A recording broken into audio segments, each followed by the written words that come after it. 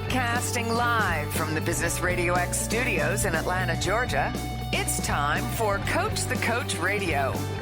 Brought to you by the Business RadioX Ambassador Program, the no-cost business development strategy for coaches who want to spend more time serving local business clients and less time selling them. Go to brxambassador.com to learn more. Now, here's your host. Lee Cantor here, another episode of Coach the Coach Radio, and this is going to be a fun one. Today on the show, we have Brett Baughman, and he is with the Brett Baughman Companies. Welcome, Brett. Thank you, Lee. Great to be here. Well, I'm excited to learn what you're up to. Tell us a little bit about your practice. How you serving folks? Yeah, it's been extremely busy, and I feel very blessed over the past couple of years, especially with the economy and the things happening with COVID. Primarily I work as a life coach and a business coach, but most of my work, I work with what I call overwhelmed and stressed or stuck entrepreneurs, trying to help them keep their business doors open and help them keep growing and thriving during challenging times. So now, have you seen some commonality amongst your clients that they struggle in the same areas? Yeah, I would say it's usually there's a theme between a couple common things. I typically feel that it's either people don't build their brand the correct way. By that, what I mean is maybe they started from a scarcity point, like maybe they worked another career and jumped over to start something new, or said, hey, in general, I'd like to be a coach or a consultant or this person, and they just start kind of doing what everybody else is doing, which is too general. And the other thing is not believing in themselves and taking risks and challenging themselves to continue to grow, which keeps you stagnant and, again, fear-based thinking, which is not going to create prosperity for you in the end. So now, any advice for that coach? Maybe it's like you described. Maybe they were kind of achieved a certain level of success working for a big corporation, and then they get laid off, or maybe they retire, or maybe they just want to, kind of do something different and shake up their life. But they said, okay, you know what? I've been doing this kind of work anyway. I'm going to now be a coach, and I'm going to share what I've learned to new folks. And do you find that they're too general, like they're just, instead of kind of maybe going after a niche, they're just kind of trying to solve everybody's problem? Yeah, absolutely, Lee. My structure, my format that I approach with my coaching, I have a trademark process called the Ideal You. And the first step I take with any executive, any entrepreneur that's working with me when they want to get started is helping them understand that everything you build has to come from the inside out. And what typically people do, I see, is they look at what someone else is doing and try to copy it. Or they say, oh, I want to be a coach or a consultant. Let me do this thing. And they start modeling after someone else, which is fine to take the structure and say, hey, here's the boxes I have to check. Good to have a book. Good to have social media and a presence. Good to have a website. But then you got to make it identifiable to yourself. It's got to be your passion and purpose and speak to your specific target audience and brand. When you do that, what it does is you get in touch with what I call your kind of core principles, the core drivers that make you who you are. And it's not saying, I want to be a coach. It's like, what about coaching? How are you going to execute that? Like my specific drive and my niche is helping people determine that passion and that purpose so they can be fulfilled and therefore use that as a guiding light for how they design their services or offering, who their target audience is, and how they develop content or monetize that down the road to grow. So now, when it gets to the point where they're going to market themselves, they obviously, if they don't have kind of a clear position and in the mind of their prospect, it's going to be difficult to build marketing around that, right? So that is a foundational element, is kind of building this. This is who I am. This is what I stand for, and this is who I am going to target. Absolutely. Right. Absolutely. You have to start there, because everything else is, then you're just kind of burning money guessing. Yeah. And you become, again, like if you look online, that's why when you go to look for stuff, there's so much general information. You look up a business coach, a life coach, coaching, anything, you're going to find so much typical information about setting goals, getting started. And you can find millions of things about that. What people don't do is give their specific recipe, formula, or their weapon for why you would do that and how, which differentiates you. That way, not only can people see, oh, I see why you're different, and I specifically relate to this. This speaks to me. But it's also how people find you. If people are searching just for coaching or help, it's going to be very generic. But if somebody says, I need help to grow my business because of this or something, you're going to find people who are going to identify with you and say, this is exactly what I need. And it's less, that takes you away from selling and gets you more into executing the results. Now, you mentioned earlier about maybe sometimes people approach this with kind of a scarcity mentality or a fear-based mentality. It's almost like they're afraid that they're going to leave money on the table or they're going to miss an opportunity, so they don't want to exclude anybody. But I'm hearing you say that the tighter the better. Like it's better to start very granularly and expand out from there rather than trying to boil the ocean. Yeah, it goes back to that old saying, jack of all trades, master of none. Most people will, like you said, be afraid of closing someone out, missing a sector or being too specific. But what happens is they're thinking one track. They're thinking, if I create this, everyone will read it and need it. But then what happens is what everybody's doing. And then you're competing against every other person in your industry. Whereas if you define yourself and your brand and get clear on what you specifically do and how it differentiates, then people can look and say, oh, that's different, or that's specifically what I need. And I understand how you would help me specifically versus just in general. And you're not getting on the phone with someone that's speaking to 10 other coaches or consultants and then weighing out, basically how the conversation went versus your ability to produce. Now, how do you help the folks kind of narrow it down? Like, what's too narrow? Like, if I said, you know what, I am an expert at coaching firemen. Oh, that's great. And then I'm like, no, I'm only good with redheaded firemen. And I'm only good with redheaded firemen in Wisconsin. Like how niche-y is too niche-y? Great question. The way that I do that is it's kind of reverse engineered answer. What I have my clients do is I have them determine who their audience is, who they want to help, like what they want to do, and then go and do research as to specifically how that audience is looking for their help. Where are they going to? What websites are they using? Are they using Forbes and Inc. and Entrepreneur? Or are they using something like Psychology Today or BetterHelp? Are they looking for therapeutic help for their mindset? Are they looking for help to pivot a business and a strategy? And so if you find the keywords and the exact search phrases people are searching for, then you can determine this is how I'm going to speak to my audience, and you can develop your content based on that so that everything you do is clearly answering a problem your audience already has instead of you trying to pick out what it is. Like if you were to say fireman with red hair, you're coming up with that because that's what you're choosing to do. Your audience may not be that way. Maybe no firemen have red hair. You need to go out there and find out who are the firemen or what are they looking for? What's the problems, the pain points, and then answer those. And then through a balance of back and forth, creating, content, putting it out, and then running analytics to see how your responses are. It helps you refine the process and you can become more and more niche in that. But it really has to start with what your audience needs. And then the other part of that that's important is what you want to do.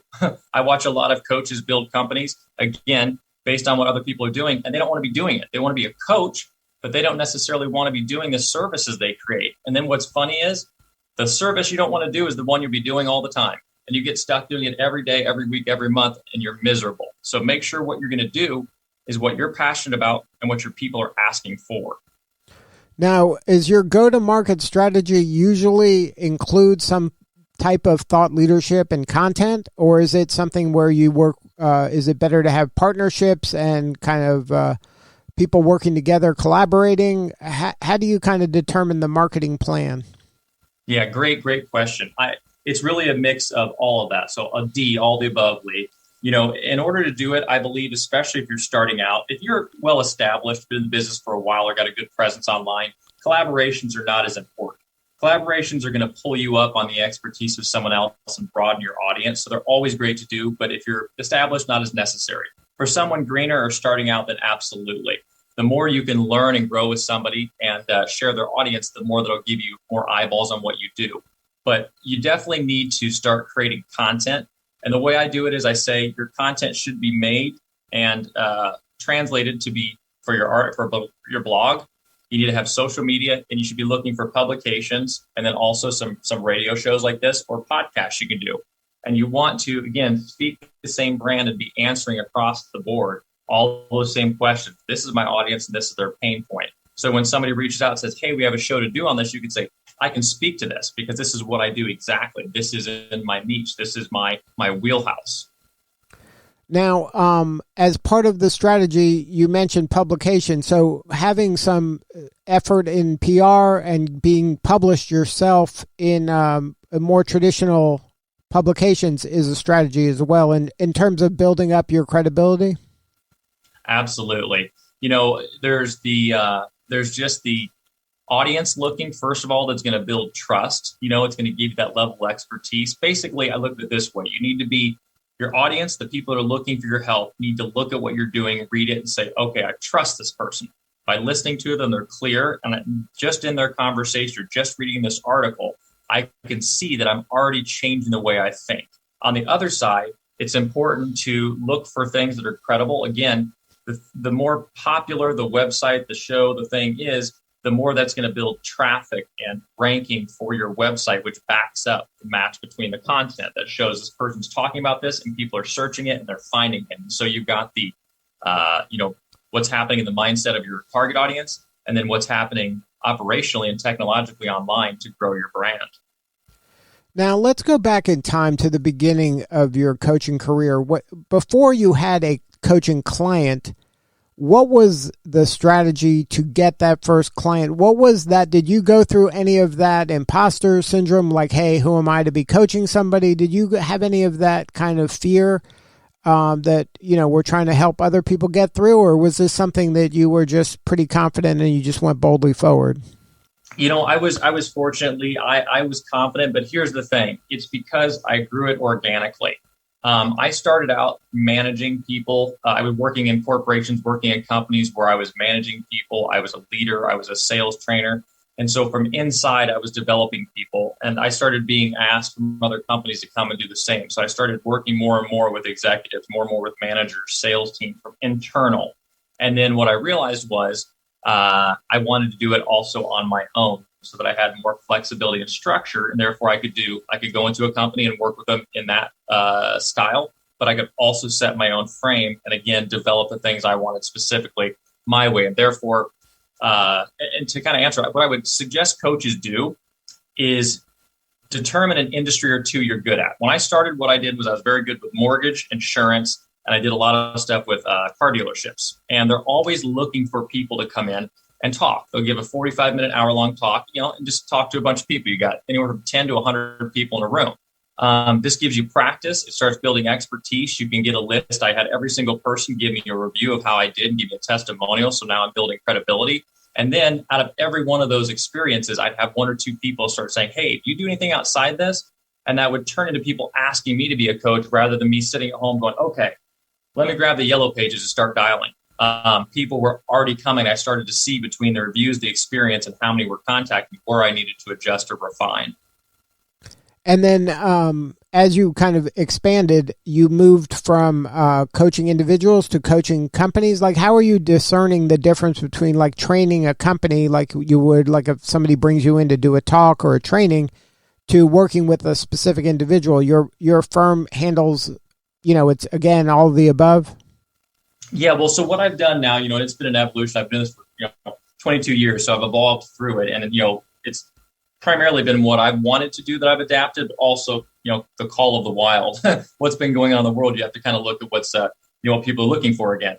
And so basically what I do right now is I primarily work with executives, so high-level executives, because I like taking on those high-level strategic problems. So I will either work with an executive one-on-one, and I'm guiding them through a whole life approach. So I never work with anybody just on one thing, because if you're just focusing on business, the rest of your life's going to fall apart.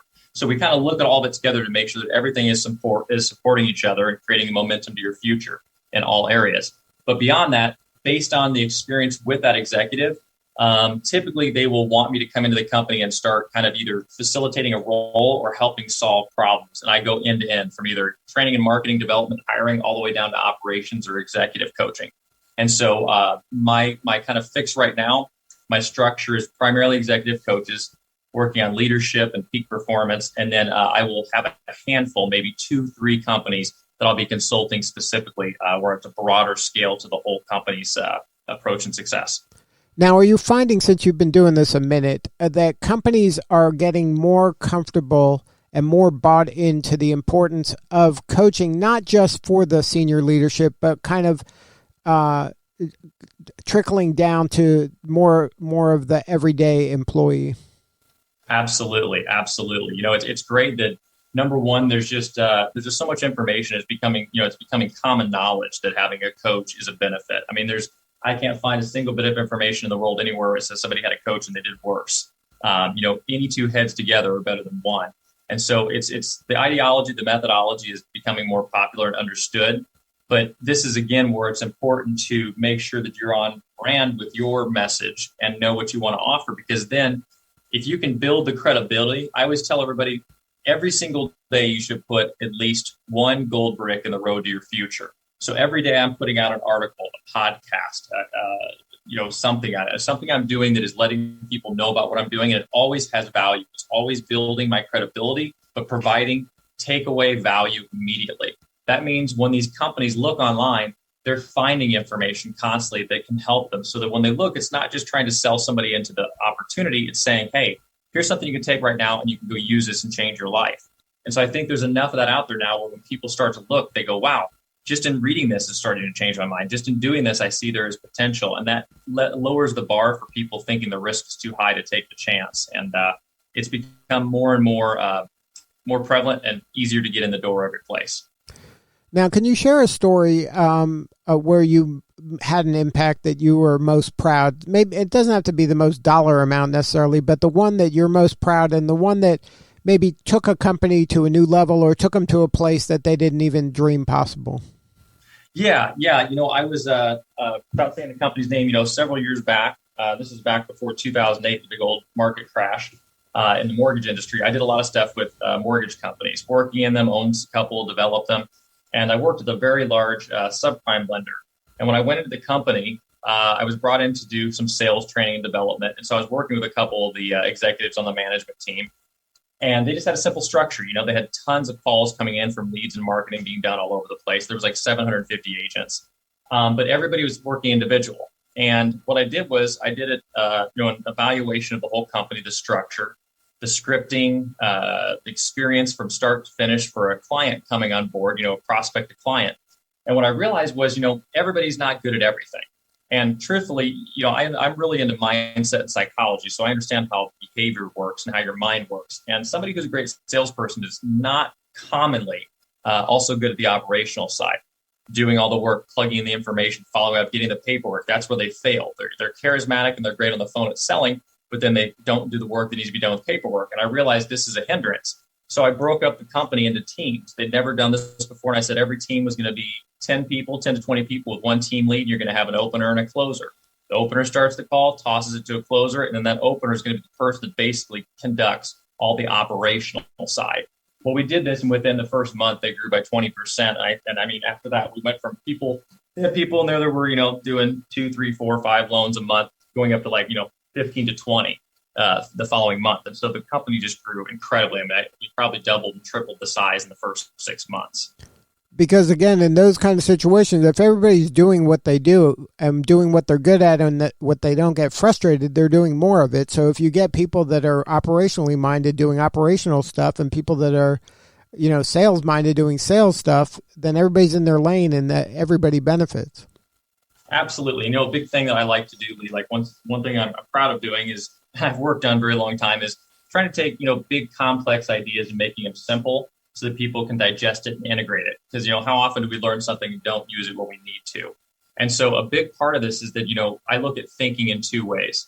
There is emotional thinking and there's objective thinking. The more emotional you are, the worse decisions you're making. It's not a good time to make them. Nobody ever says, I'm so ticked off, let me sit down and write a business plan, right? Or I'm so sad, I'm going to write my goals. You got to get your head straight and get clear. And so like the example of that business there, everyone was in emotional thinking because the people on the phone would do a great job selling and then were frustrated because they had to go and get all this paperwork, or frustrated because it was taking time away from selling something else. The people who didn't want to be on the phone were being pressured constantly. Where's your numbers? How you doing? What's your sales? Get it up. When they weren't good at that. And once you alleviated the stress of something you didn't want to be doing and put you right into your zone and your expertise, then the people soar. Good stuff. Well, congratulations on all the success. If there's someone out there that wants to learn more, have a more substantive conversation with you or somebody on your team, what's the website?